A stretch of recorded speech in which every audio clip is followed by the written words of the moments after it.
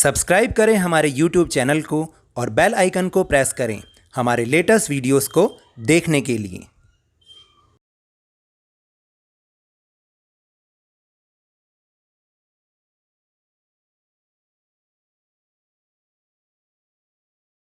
Hello and welcome to Lavneesh sir की class.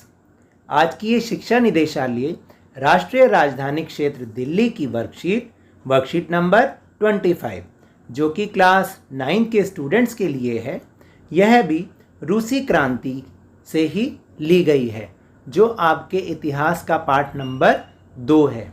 ये है रूसी क्रांति भाग 3, क्योंकि इसमें भी हम रूसी क्रांति के बारे में ही पढ़ेंगे।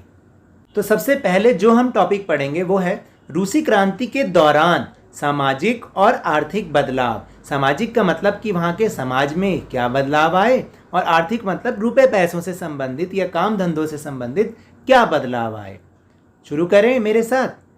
20वीं सदी के आरंभ तक रूसी अर्थव्यवस्था मूलतः कृषि आधारित थी, जहाँ लगभग 85% लोग कृषि से जुड़े थे। परंपरा के रूप में अक्सर छोटे किसान अपनी भूमि कम्यून को सौंपकर सामूहिक खेती करते थे। बड़े जमींदारों को कुलक कहा जाता था, जो सामूहिक खेती के खिलाफ थे। इस शब्द को आप जरूर याद रखना, क्योंकि ये पेपर में 1 नंबर का क्वेश्चन जरूर आता है। देहात में बड़ी संपत्तियों और ज़मीनों के मालिक चर्च, राजशाही और सामंत थे। तो देखा आपने कि किस तरीके से 20वीं सदी के आरंभ में, 20वीं सदी के आरंभ का मतलब होता है यानी 1900 जहाँ से वो स्टार्ट हो रहा है, तो वहाँ उस समय क्या हो रखा था कि ज़्यादातर लोग 85% लोग कृषि से जुड़े थे, और छोटे किसान तो अपनी ज़मीनों को कम्यून को दे देते थे और वो फिर वो सामूहिक खेती करते थे, और बड़े ज़मींदार इस सामूहिक खेती के बहुत ज़्यादा खिलाफ होते थे। तो और ज़्यादातर जितनी भी बड़ी संपत्तियाँ थीं वो या तो चर्च के पास थी, या राजा के पास थी, या सामंतों के पास थी। अब हम बात करते हैं कि रूस में औद्योगिकरण कैसे आया, और जब औद्योगिकरण आया तो उसकी क्या विशेषताएं थी या क्या प्रभाव रूस में उसका पड़ा। रूस में औद्योगिकरण यूरोप के मुकाबले काफ़ी देर से आया। 1880 और 1890 के दशकों में सेंट पीटर्सबर्ग और मॉस्को में तेजी से उद्योग और कारखाने स्थापित हुए। कारीगर वर्कशॉप में और मजदूर कारखानों में काम करते थे। ये सारी इसकी विशेषताएं हैं औद्योगिकरण की। कारीगर अपने आप को कारखाना मजदूरों से श्रेष्ठ मानते थे। रेल मार्गों के विस्तार से लौह इस्पात, कोयला खनन, धातु प्रगलन और मशीनरी उद्योग विकसित होने लगे, यानी ये सारे शुरुआती दौर के उद्योग धंधे थे। रूस में औद्योगिकरण पूंजीपतियों की निजी संपत्ति के रूप में हुआ। मजदूरों को कम वेतन पर 12 से 15 घंटे की पारियों में काम करना पड़ता था।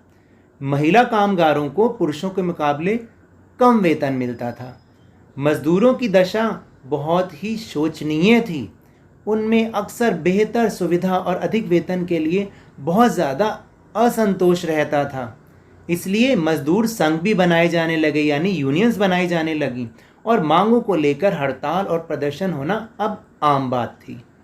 शुरू में माना जाता था कि मजदूर नहीं बल्कि किसान ही समाजवादी क्रांति की मुख्य शक्ति बनेंगे, लेकिन लेनिन के नेतृत्व में बोल्शेविकों का मानना था कि किसानों में एकजुटता और अनुशासन का अभाव है, इसलिए क्रांति की बागडोर किसानों के हाथ में नहीं अपितु मजदूरों के हाथ में होनी चाहिए। तो आपने देखा कि धीरे धीरे परिस्थितियां बन रही थीं रूसी क्रांति की, क्योंकि जब औद्योगिकरण आया और जब उद्योग धंधे लगे तो शुरू में तो वो पूंजीपतियों के द्वारा ही लगाए गए, और इसमें क्या हुआ कि किसानों का बहुत ज़्यादा शोषण होता था। उन्हें बहुत देर देर तक काम करना पड़ता था, जिसके बदले में उन्हें बहुत ही कम वेतन मिलता था। यही बात को लेकर उनमें असंतोष रहता था, और फिर वो हड़ताल वगैरह भी करने लग गए, और धीरे धीरे ये ही समाजवादी जो आधार था उसको आगे लेकर आए, और रूसी क्रांति के लिए ये मजदूर ही एक सबसे मजबूत आधार बने। इन्हीं सब के बीच धीरे धीरे 1914 भी आया, जब प्रथम विश्व युद्ध शुरू हो गया। इस प्रथम विश्व युद्ध का रूस पर क्या प्रभाव पड़ा, चलिए जानते हैं। युद्ध के कारण रूस में जर्मन विरोधी भावना प्रबल हुई। सेंट पीटर्सबर्ग, जो एक जर्मन नाम था, उसको बदलकर पेट्रोग्राद कर दिया गया। पूर्वी और पश्चिमी मोर्चे पर रूसी सेना कठिन युद्ध लड़ रही थी। लाखों लोग मारे गए, लाखों अपने ही देश में शरणार्थी हो गए। हारती हुई रूसी सेना भी पीछे हटते हुए फसलों, इमारतों को नष्ट करती जा रही थी। अब तो दोनों मोर्चों पर हार के कारण कृषि, व्यापार और उद्योग चौपट हो गए। रूसी शासकों से जनता और सेना का असंतोष भी बढ़ गया। यानी ये जो परिस्थितियां थीं, ये रूसी क्रांति को करवाने के लिए धीरे धीरे एक आधार बनाती जा रही थी। फिर अगला टॉपिक है 1917 की क्रांति। फरवरी 1917 में भीषण सर्दी में पेट्रोग्राद में मजदूरों के इलाकों में अनाज की भारी कमी हो गई। मजदूरों ने हड़ताल कर दी। 22 फरवरी को महिलाओं के नेतृत्व में सरकारी इमारतों का घेराव किया गया। जार द्वारा ड्यूमा को भंग करने के प्रयासों का पुरजोर विरोध शुरू हो गया। 27 फरवरी को सेना की टुकड़ी ने प्रदर्शनकारियों पर गोली चलाने से भी इनकार कर दिया और बगावत कर दी, क्योंकि अब सेना भी जनता के साथ थी, क्योंकि सेना और जनता दोनों में ही जो जार के प्रति असंतोष था वो बढ़ चुका था। मजदूरों और सैनिकों की बनाई सोवियत ने 2 मार्च को एक अंतरिम सरकार बनाई, यानी काम चलाऊ सरकार, और जार को राजगद्दी अब छोड़नी पड़ी। देश का शासन चलाने के लिए सार्वभौमिक वयस्क मताधिकार से चुनी संविधान सभा बनाने का निर्णय लिया गया। क्योंकि ये इसका क्या मतलब है, बीच में एक शब्द है सार्वभौमिक वयस्क मताधिकार, यानी वोटिंग के जरिए, यानी जनता से वोटिंग करवाई गई और फिर उनके द्वारा चुनी गई एक संविधान सभा बनाने का निर्णय किया गया। पेट्रोग्राद सोवियत की तर्ज पर पूरे रूस में 500 से अधिक सोवियत चुनी गई। देहातों में किसान जमीन के बांटने पर जोर देने लगे। इस प्रश्न पर अंतरिम सरकार और बोल्शेविकों के बीच भारी मतभेद सामने आए। अक्टूबर 1917 में लेनिन ने ट्रोट्स्की के नेतृत्व में पेट्रोग्राद सोवियत और बोल्शेविक पार्टी को सत्ता पर कब्जा करने के लिए राजी कर लिया। 24 अक्टूबर को विद्रोह शुरू हो गया और दिसंबर तक मॉस्को पेट्रोग्राद इलाके पर बोल्शेविकों का अब नियंत्रण स्थापित हो चुका था। इसके बारे में थोड़ा थोड़ा हमने पिछली वर्कशीट्स में भी पढ़ा है। जब बोल्शेविकों का राज आ गया, बोल्शेविकों का कब्जा हो गया, तो उनके द्वारा कुछ बदलाव किए गए। वो बदलाव क्या थे, तो चलिए जानते हैं। बैंकों, उद्योगों का राष्ट्रीयकरण, जमीन को सार्वजनिक संपत्ति घोषित कर दिया गया, पुरानी सामंती पदवियों को समाप्त कर दिया गया, यानी सामंती वाला सिस्टम खत्म हो गया। किसानों को सामंतों की ज़मीन पर कब्जा करने की छूट दे दी गई। शहरों में बेघरों मजदूरों के लिए अब आवास की सुविधा की गई। ये थे आज की वर्कशीट के टॉपिक। अब चलिए चलते हैं प्रश्नोत्तर पर। पहला प्रश्न है, 20वीं सदी में रूसी समाज में किस किस प्रकार के आर्थिक बदलाव आए? तो इसका उत्तर है कि 20वीं सदी के आरंभ तक रूसी अर्थव्यवस्था मूलतः कृषि आधारित थी, जहां लगभग 85% लोग कृषि से जुड़े थे।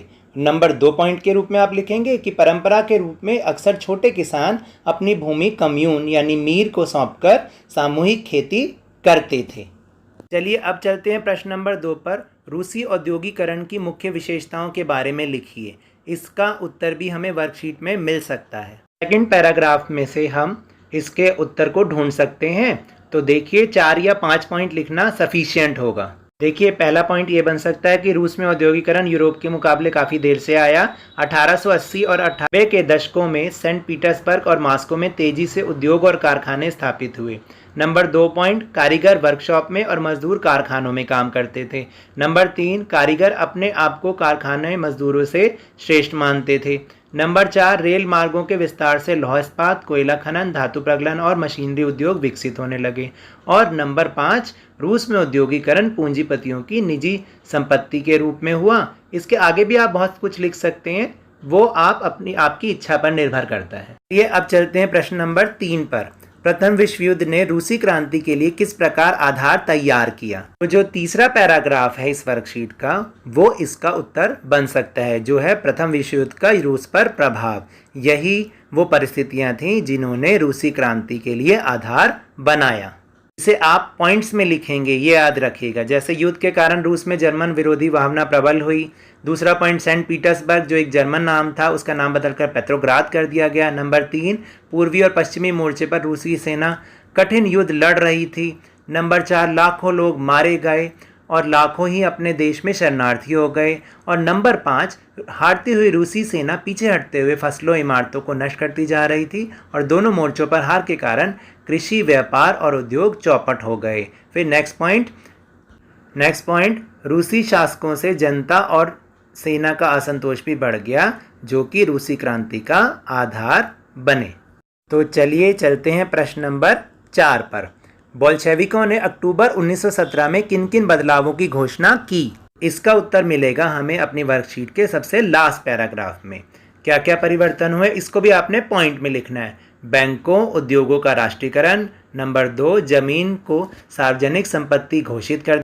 नंबर 3, पुरानी सामंती पदवियां समाप्त कर दी गई। नंबर 4, किसानों को सामंतों की जमीन पर कब्जा करने की छूट दे दी गई। नंबर 5, शहरों में बेघर मजदूरों के लिए आवास की सुविधा की गई। तो ये तो थी हमारी आज की वर्कशीट। अगर आपको मेरे इस तरह समझाने से थोड़ा सा भी समझ में आया हो तो इस चैनल को ज़्यादा से ज़्यादा सब्सक्राइब कीजिए, लाइक कीजिए और बहुत ज़्यादा शेयर कीजिए। और मेरे साथ इसी तरह वर्कशीट को समझते रहिए और ध्यान और मन लगाकर ज़रूर पढ़ते रहिए। धन्यवाद।